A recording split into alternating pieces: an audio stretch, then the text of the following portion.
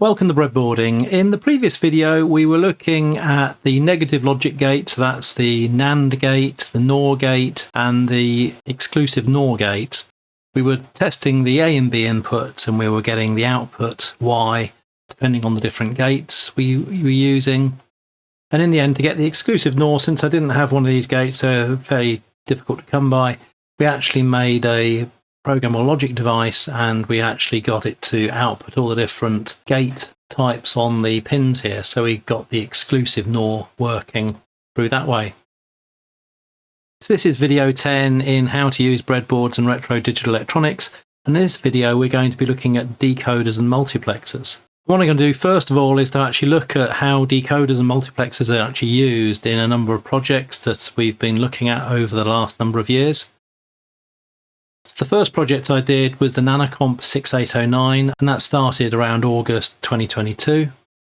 And you can see here it's a fairly simple computer. There was the Motorola 6809 processor here. We had an LED display and keypad, and this was scanned using a peripheral interface adapter. So this is a standard Motorola chip with some parallel inputs and outputs. We had a serial input-output port connected to a USB port on the PC, and we had a chunk of RAM here. I think we had up to about 32k of RAM allocated, and we had an EPROM here with the monitor in, and this monitor was the Nanocomp 6809 monitor from the project that I did around 1981. Now in this picture, in fact, the chips that we use, there's a decoder chip. So this decoder chip here, the 74LS138, this actually takes 3 inputs here and actually generates an output from 0 to 7 depending on the values of that there, and that's used for generating a lot of the address decoding. And up here for driving the 7-segment display, we had another decoder here, and this one was a 74LS145, and this takes 4 inputs, so a value from 0 to 10, and we'll decode it to 0 to 9 here. So this is 0 indexed. So we're going from 0 to 9. If we were 1 indexed, it'd be going from 1 to 10. So if we take a look at the schematic for that project, we can see here that the decoder here, so this is the address decoder, is only taking in the address line. So normally on a 6809, there are 16 address lines. They all go from A15 down to A0. But in fact, in this particular case, in this project, then they didn't decode the A15 line. So effectively, we only had 32k of RAM, and because we were ignoring the A15, then basically that same 32k would get repeated in the upper 32k. And you can see here that the A, B and C input to this particular decoder had the A, 14, 13, 12 address lines. And what that meant basically is the output here, so the Y1 output would provide the chip enable for the RAM. So this was a chunk of memory up to 4K in memory starting at 1000 hexadecimal. In fact, it only had 1K of RAM, but it could have had up to a 4K block there. The peripheral interface adapter that drove the 7-segment display and keypad, that was at the 4000 range. And then the ROM was at the Y7 7000 to top of memory space. Then when we looked at the 7-segment display, then in fact this used an earlier version of the chip, the 7442. This was replaced by the 74145, which we'll see in a minute. And what this produced was, based on the inputs from the peripheral interface adapter, it would select either one of the 6 LED segments.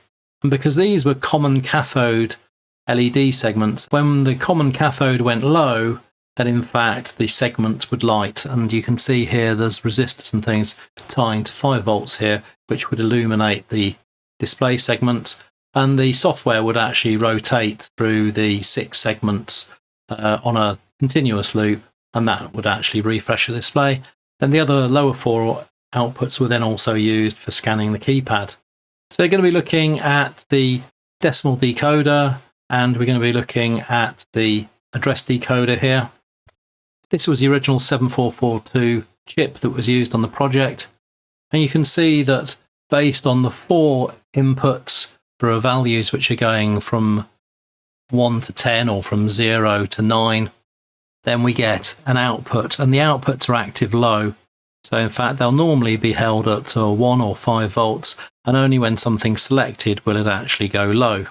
Now this has been replaced by the 74LS145, basically the same layout. The only difference is when we look at the data sheet, you can see here this is the 7442 data sheet, and also covers the LS series as well.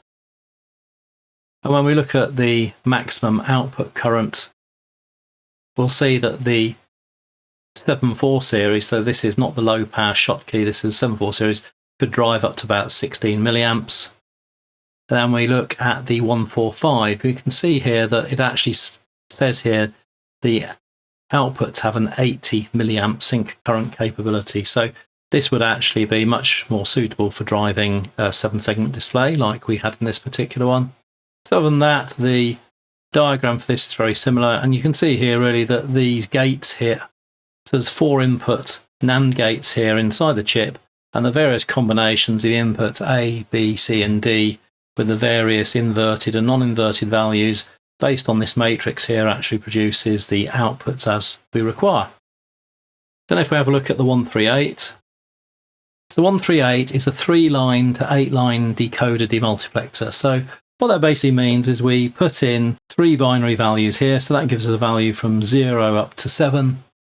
And based on these enable inputs as well, so there's 2 active low enables and 1 active high. And we'll see when we look at some of the PC schematics that you could use these to actually decode some of the other address lines to actually make the decoding of this a bit more specific. And we can see here that we've got a Y0 all the way up to Y7. And because we've got the little circle on the pin there, that means that it's active low. So as we saw in the data sheet, the original 74 series could drive up to about 16 milliamps. The 74LS145 can drive up to 80 milliamps, so that's much more capable.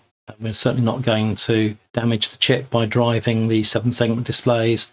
And in fact, also the 74LS138 can drive up to 8 milliamps, so it can sync up to about 8 milliamps. So if we connect the output to the cathode of an LED and attach the anode LED through a resistor to 5 volts, then we should be able to turn on the LEDs from the outputs here, as long as we choose our resistor not to damage the chip. Let's have a look at the breadboard circuit we can be using for testing the 3 to 8 line decoder, the 138.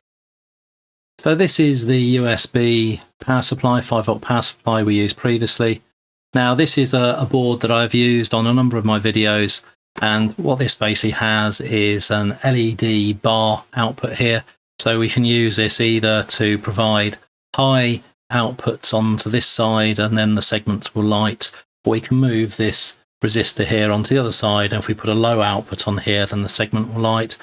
And then these 2 blocks of dip switches here, these actually have a pull-up resistor to 5 volts on this side, and in fact I've relabeled these because rather confusingly when the switches were on this side they were actually on, and when we actually want a 1 value then we'll actually switch over to that side, when in fact the switch will be off. But because the switch is no longer tying this pin to 0 volts, then in fact when it's in this position then the pin goes to 5 volts. So all we need to worry about really is when the switch is in this position down here it's 0, and when it's up there here it's 1, and it's either the 0, 1, 2, 3, 4 sort of bit that we're looking at. So if I zoom in to have a look at where this is connected to, so the first 3 outputs 0, 1 and 2 are actually going into A, B, C, and you'll also see that this enable, so there's 2 low enables, so I've tied one of the low enables to ground permanently, and we've got another one of the enables is actually on this jumper, and then the active high enable is actually connected through this jumper to 5 volts as well. And then the outputs and the 7 is just sneaking around here, go through this ribbon cable down to this LED bar component. And because the output here is active low, we need to actually connect the output from the chips to the cathode side of the LED, and then the anode side is actually connected to 5 volts through this resistor array. So let's turn it on. It's on 0, 0, 0 at the moment, so we'd expect the first segment down here to illuminate. So hopefully you can see the first segment has illuminated. If I took the active low enable and I'm just going to put it to 5 volts, then you'll see that it goes out, back on again. If I take the active high enable and make that low, then it goes out. So those are just the active high and active low enables. Now, when I look at some of the PC schematics in the next couple of slides, then you'll actually see how these can be used to actually produce quite complicated address decoding options. So we've got the 0 there enabled. So now if we go to 1, go to 1, back to 0, 2, now to 3, that's 3, now 4, 5, 6, and finally 7. Okay, so it's a very simple circuit, but just showing how we can test the active low outputs coming out of that decoder. What I'm going to do now is just switch the chip over to the 145 and just going to wire up a couple of the extra pins because this one's got 10 outputs, and then we'll have another look at that one as well. Okay, so I've finished wiring this up. So I've swapped the chip out, had to change the connections around a little bit, and because this has now got 10 outputs, then there's a couple of extra leads here because of the way how the pins work here. This is an 8-way cable, but the top cable is not actually connected to anything, so it's 7 there going to here, and then these other 3 are connected to these outputs. If we just zoom in to show the detail, you can see now that the inputs here are just A, B, C and D, and they're coming from our switch that I showed you earlier. Now there are no output enables, either active high or active low. Basically this just produces the output based on A, B, C and D. What we should say is that if you output a value more than 9, so this goes from 0 to 9, if we output 10, 11, 12, then in fact we won't get any output at all. So if you turn it on now, the switches are currently all at 0. You can see here that we've got 0 is currently enabled, so now we'll just do 1. So 1 is enabled, that's 2, and 1, that's 3, that's 2 on its own, that's 4, 5, 6, 7. Then we need to go to 8, turn all those off again. That's now 8, 9, and then if we do one more than that, you'll see that none of the segments are illuminated. So anything over the range will just come out with a 0. So this chip can actually be used to drive 7-segment displays, particularly if you use a common cathode display. Then this is able to sink enough current that if you actually drive the ABCD through some sort of counter or through the CPU polling it, then you can actually select each of the displays in turn. And if you do it fast enough, then it just looks like the LEDs are on all the time. So that shows the decoders that the Nanocomp use, so the BCD to decimal decoders for driving the cathode of the 7-segment displays, and also the address decoder. Let's have a look at the IBM PC schematics that are used on the Breadboard PC. So this is from the original IBM PC-XT from about 1983.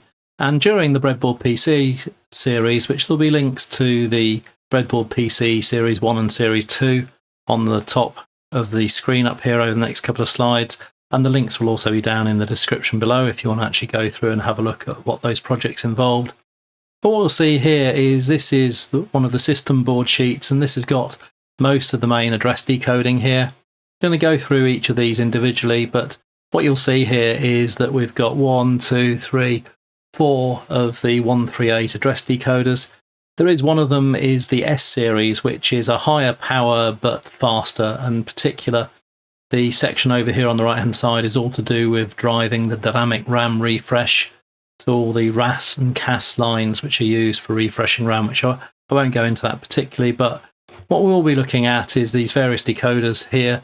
So this one at the top here is actually providing the I/O port decoding So you'll see over here we've got the DMA chip select, the interrupt controller, the timer, the parallel port, and the DMA page register. And if you look down here, you can see that the DMA controller is in the 00 range, interrupt controller 20, 40, 60, and 80. In fact, what this decoder here is doing, if we just zoom into it a little bit closer, what you can see here is that these various enables, so there's a high enable is going to the address enable, and then we've got the two low enables are going to the address A8 and A9. That basically means that this will only respond to addresses, the third hexadecimal digit being 0. So the system board was in the 0XX range. And then because we're decoding address line 5, 6 and 7, so this is decoding the top 3 bits of the 8-bit address line. And what that basically means then is that these are going to be in blocks of 2. So this will be 0, this will be 20, this will be 40, 60, 80, and in fact this is A0. This I think was the non-maskable interrupt register. There was a register specific to the PC-XT on this particular one. So you can see how all the I/O addresses for the main system board actually come from this single decoder, and because of the other options being used on these enables here, then this enables you to decode more of the addresses there.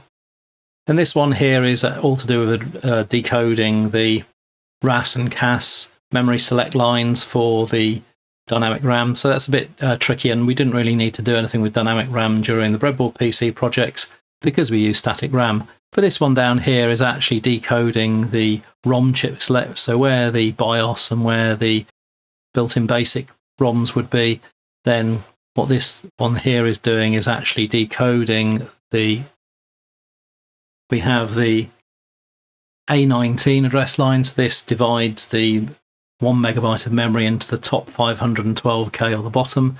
So we need to be in the top 512k. We need to have XA18 high. This link does allow you to relocate some of the ROMs, I believe. And then we're actually decoding A17, 16 and 15. One of the things you'll see quite often with these, we're only actually taking 2 of the outputs. So in fact, we're only using the chip select 6 and chip select 7 in that particular case. These other ones are just not used. So that shows how the main system board on the IBM PC uses these chips for doing decoding. This is Sergei Kiselev's XI88 design that we used, and in fact here you'll see that even this uses the couple of these chips.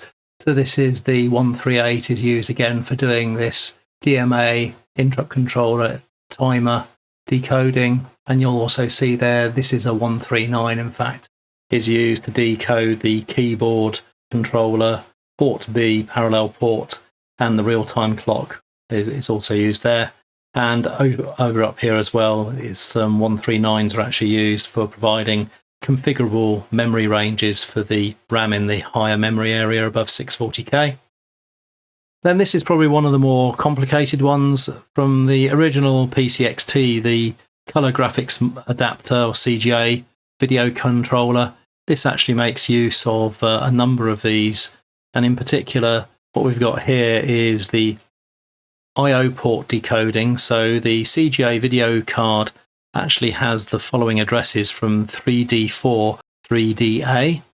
And in fact, if we zoom in here, what you can see here is that the A, B and C lines are decoded from the A7, A6 and A4, but A5 is not in there. But in fact, A5 is actually going into one of these enables, and there's also the address enable. And then the A8 and A9 are actually going in onto this positive enable. So what this basically means here is for having A8 and A9 are 1 and 1, then that enables it. And that basically is the 3 part of our address here. So the bit that decodes the 300 is these 2 inputs going into here. Then the A7, A6 and A4 with the A5 enabled for 0.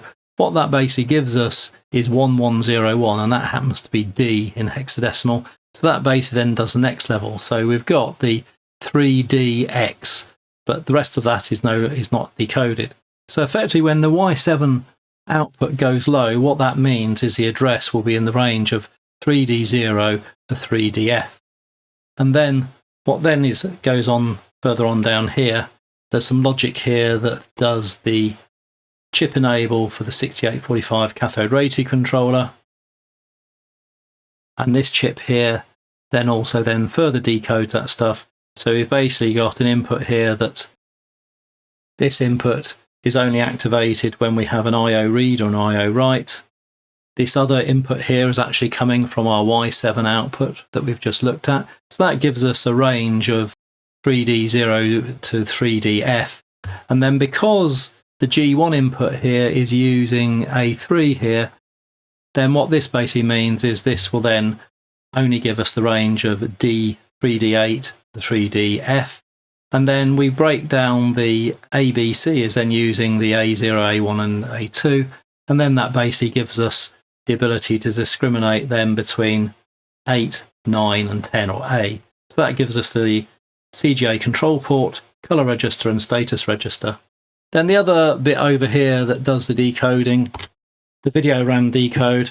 Now on the CGA video card, the address range is B8000 to BFFFF. Now although the card only had 16K of RAM, then in fact that 16K would actually get duplicated twice in this area. This was a 32K chunk of memory decoded, but the 16K was decoded twice. Now again, the enables here are based on the memory read, memory write. So if we're reading or writing to the video RAM, A19 is 1, A18 is 0, and then A17 and A16 are 1. And that basically works out to be B. And then the A15 being 1 then gives us B8. So this chip here is able to actually decode the upper address lines to give us B8000. And that then goes off to the CPU memory select on the CGA memory board. So I've already looked at this one, the 3 to 8 line decoder that the IBM PC uses, but we'll just have a quick look at the 139 now. So you can see here with the 139 that it only has one enable on each side. It has a select for A and B rather than A, B, C, and then just has 4 outputs. But it does mean that you can actually have 2 lots of separate inputs here and 2 lots of outputs. The 139 I used a number of areas on the IBM PC as well. I don't have a schematic for that particular one there. So let's have a look at the 139 and just play around with that and see if we can get that to work. Okay, so the 139's be wired. I've only done one side because basically both sides are the same. Now the key thing really here is that there is one enable on each side, which is active low. Now at the moment what I've done is I've wired up these 3 lines here, so the active low A and B are actually plugged into the 1, 2 and 3 over here. So 2 is A, 3 is B, and number 1 is the active low, active high.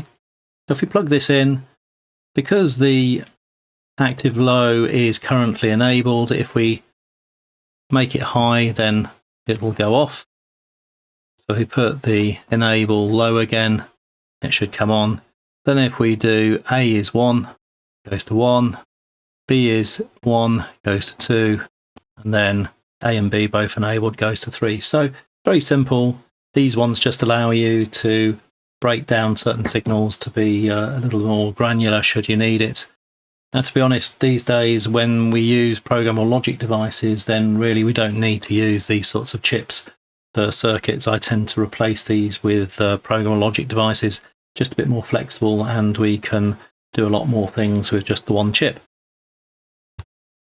It's now worthwhile having a look at what multiplexers are. So multiplexers, again, are one of those chips that we can actually replace with programmable logic devices a lot more easily, but it's worthwhile just having a look at where the multiplexers are actually used in the original IBM PC.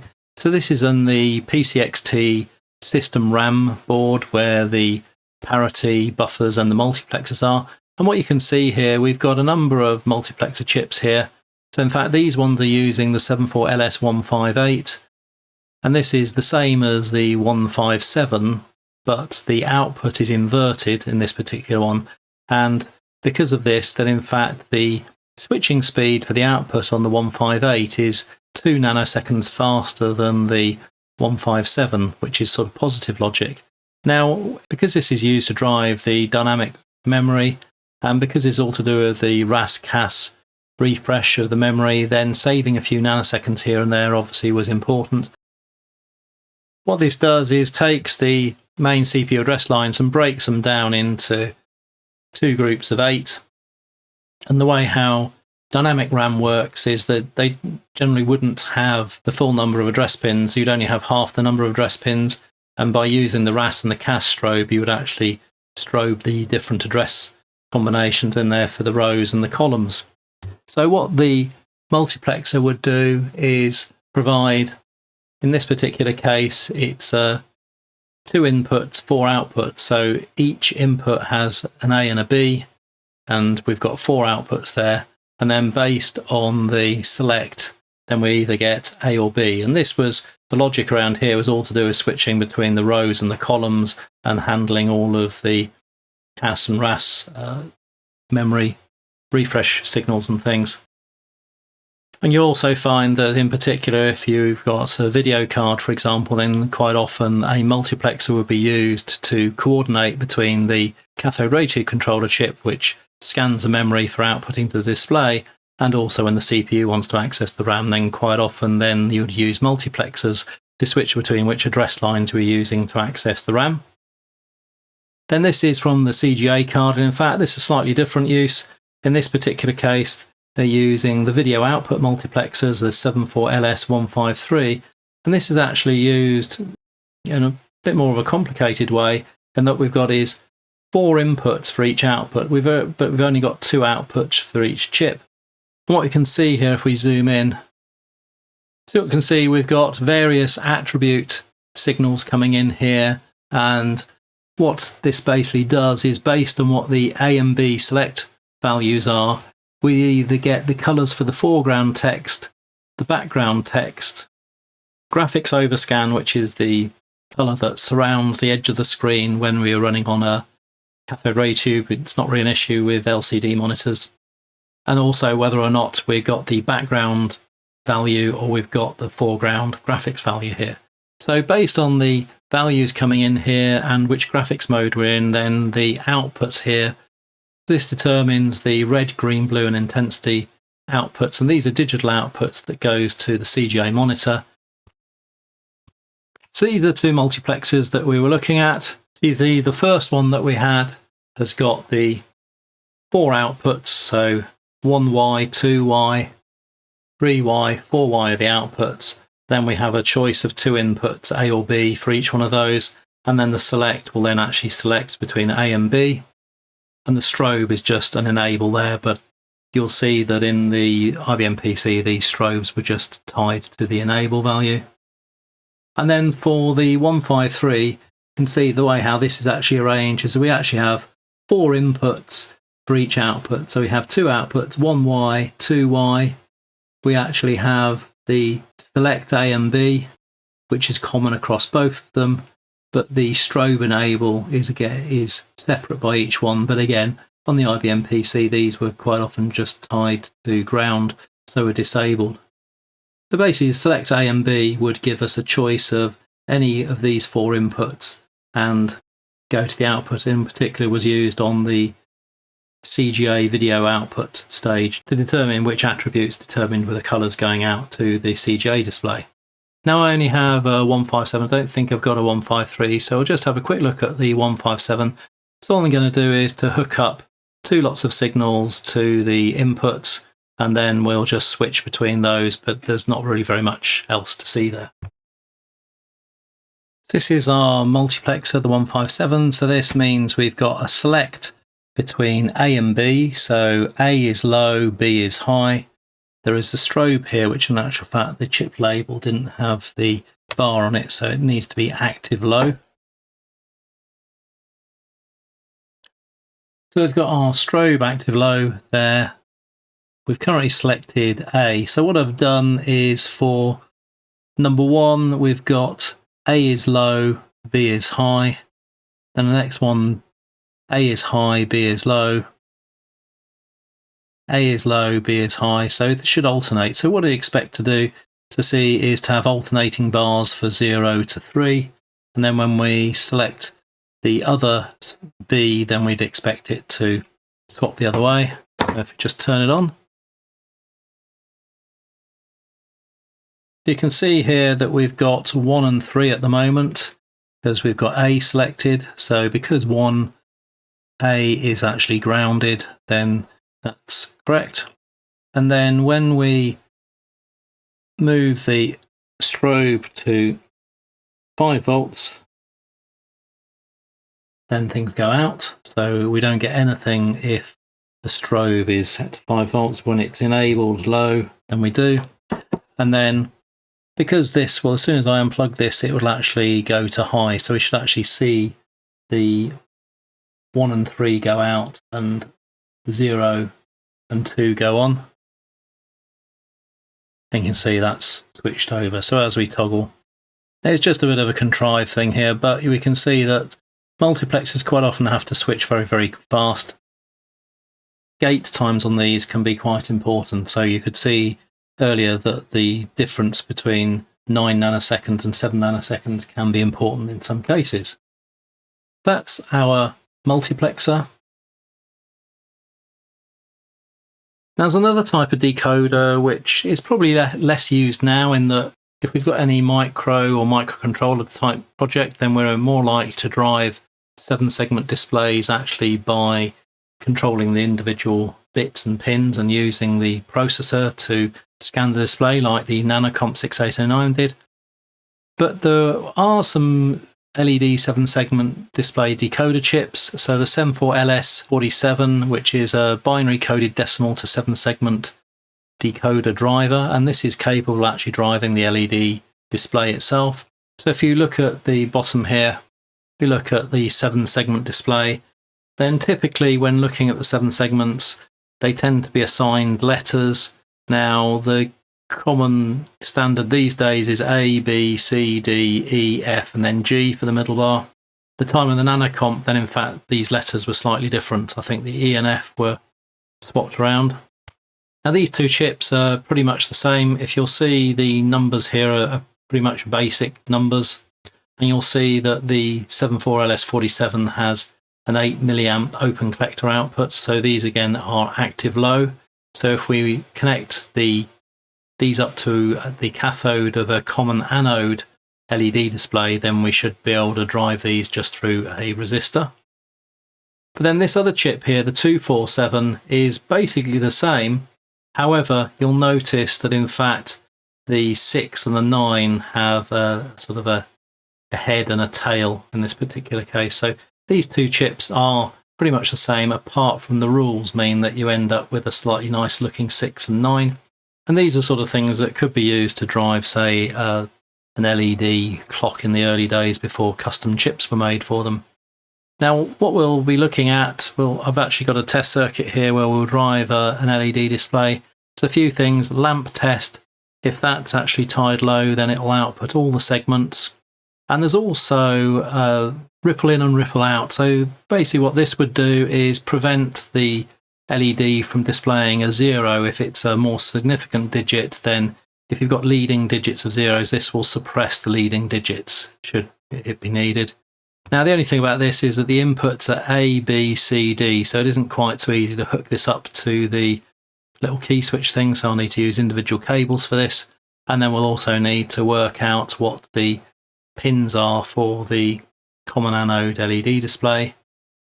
And this is the LED display I'm using, and in fact I think I have got it written down somewhere what the pins are. I think the common anode is pin 8, pin 3, and then goes something like A, B, C, D, E, F, G, I think. So I'm just going to wire that up and we'll just test those out. We'll just look at this. So we've got our segment outputs A, B, C, D, E, F and G. So G is the middle bar and it goes across the middle of the display. And we've got our A, B, C and D, which are coming from the switch outputs over here. And then we won't be using the RBO and RBI inputs. That's to suppress zeros on display. So leading zeros will be suppressed. We don't really need to worry with that. And we will try the lamp test. At the moment it's tied to 5 volts, and then we'll short that to 0 volts just to see that's working. So this chip here, this is basically just an array of 560 ohm resistors. So that just makes things a bit easier to wire this up. So unlike the resistor arrays that have a common positive or common negative, each one of these is individual. And so these are all just connected to the cathode of the segments over here, and the common anode is tied to ground. Now, one word of warning, if you connect this directly to ground here, I did actually blow this one up. So one of the segments there, I accidentally shorted it and it did kill one of the segments there. Try swapping that out a bit later just to show that. So let's just turn this on. So hopefully you can see that is at 0. So now as we count, so we'll just count to 1. Got 1. Now if we do the lamp test, so tie this to ground, and you'll see now that all the segments come on. Now if I just swap this out for the moment, just swap this one back in again, and what you'll notice there is that this segment over here, I think it's E, is dead, so I managed to put too much current through there and kill it. Okay, so let's take lamp test off again and just go through the numbers. That's 2, 3, 4, 5, 6, 7, 8, 9. Now when we go above 9, what we'll get is we'll get some output, but it won't be recognizable. So you'll see that when everything goes to F or 15, and in fact you don't get any output at all. If we just go back to the slide, you can see that you'll get these strange outputs for 10, 11, 12, 13, 14 and blank for 15. But now if we swap this chip out for our 247, then we should be able to see that our 6 and 9 become a little bit nicer to look at. Turn off. We wouldn't expect to see much with the 247 until we get to 6. So if we go to 4, so now 6, you can see we've got this sort of, if you can see the 6 there now, we've got the top of that. And then when we go to 9, it's got a tail as well. So I think the datasheet just says that it was an alternative for a slightly nicer looking characters. Other than that, the chip is exactly the same. Now this does show one of the problems with LED displays, that really we need to put some sort of filter on it, then it tends to make it a little bit easier to see. So you can see there we've got the 9 there, so just tidy that up a little. Okay, so we've done our 7-segment LED decoders, including the warning about not putting too much current through your 7-segment displays or you'll kill them. Now before we finish the video, there's just one other thing that's interesting to look at. So we covered programmable logic devices in the previous video. And in fact, with the WinCUPL, there's a macro, TTL macro, that actually includes the rules for quite a number of the chips. So this 7442 BCD to decimal decoder that we were looking at, there are actually the rules there for this macro. I won't go into how exactly to use the macros here, but we'll look at that some other time. A number of multiplexers here and some quite complicated items. This one here I think is a mistake. This should be a 74154. This is a 4-line to 16-line decoder, which I think is the correct chip there. And there's some quite complex chips down here, some various counters and dividers can be used for dividing. So this here, 7448, is a BCD to 7-segment decoder. This will actually output a positive high rather than an active low. But this basically shows how you can configure a PLD to produce one of those 7-segment decoders. So you can see that this is actually showing you how each of the segments is actually determined by the values coming in here. That's what I was going to do for decoders and multiplexers. In the next video, we'll be looking at flip-flops and counters. So flip-flops can be quite confusing to understand, and they can be combined in lots of different ways, and they're used in lots of areas of the IBM PC in particular, for including delays, synchronizing signals and putting in wait states and things like that. It's certainly one of the areas I've struggled more to get my head around. And these flip-flops can then be joined up into counters, and with the various rules and things for the counters, then that will determine how the counters count up, count down, etc. So we'll be looking at flip-flops and counters in the next video. So we've covered our decoders and multiplexers. This particular decoder is obviously the 7-segment display one. So if you don't want to miss out on future videos, please hit subscribe, and if you found the content interesting, please hit like. It just helps to make the videos available to more people. Thanks for watching.